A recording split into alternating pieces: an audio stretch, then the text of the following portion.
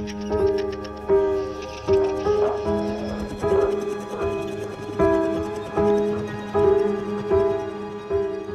name's Francis Bruss. I'm the audio director here at Red Barrels. So my day-to-day job is to figure out special ways to creep people out and to make audio an integral part of the Outlast brand. From the VO recordings, from music, from sound effects, from integration, pretty much all the facets of audio is what I do. Having a new composer for the game is a huge, huge part of Outlast Trials. That's something that we're so excited about because the whole goal of having Tom as a composer is using his ability to tie everything together into one unit of a game. Tom has an amazing background in video games. I can't list half of the game that he's worked on. He gives master classes to other composers. So for him, he was just incredibly motivated to be part of Outlast Party.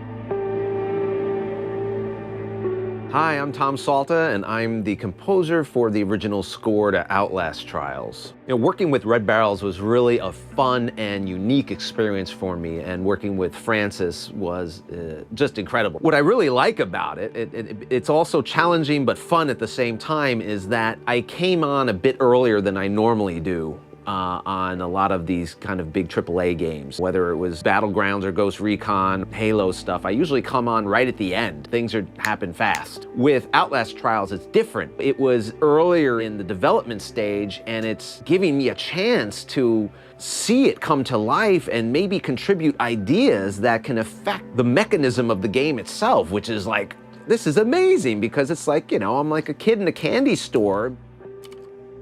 So for the theme of Outlast Trials, we obviously wanted this to be really super special. And me personally, given my love of this game and the music that I'm doing, I wanted it to check off a few things that I really didn't have much precedent for. I wanted something that was just purely scary to listen to. I wanted also something that had some melody to it, something that was memorable but also with a melody, and something that was simple enough that you could just play it on a piano. One of the first things that that came to mind, and I don't know where it came from, was that little phrase, that da ba da ba ba da ba. That was like, wow, okay, that feels right. Finding that simple idea that you immediately know it's Outlast Trials and it immediately scares you. And then seeing that come to life when we developed the theme and then brought in the full orchestra, I mean, that was like, yes, it's alive.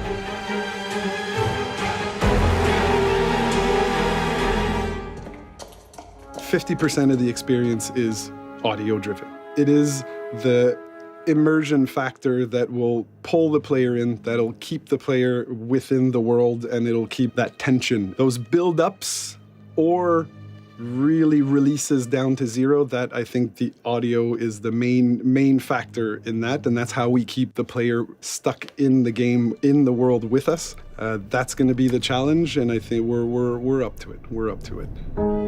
Another thing that is so much fun with creating the music for Outlast Trials is it just gives me the opportunity to get some props and try to come up with some textures and sounds that really are terrifying, but based on, 50s technology or toys or things like that. I went on eBay and I found this thing. I mean, an innocent plaything can be very terrifying. My kids get scared when I show this to them. I think they've seen too many horror movies, but what's scary about this?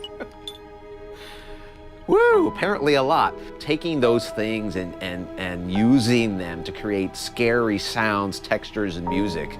I mean, come on. I'm getting paid for this?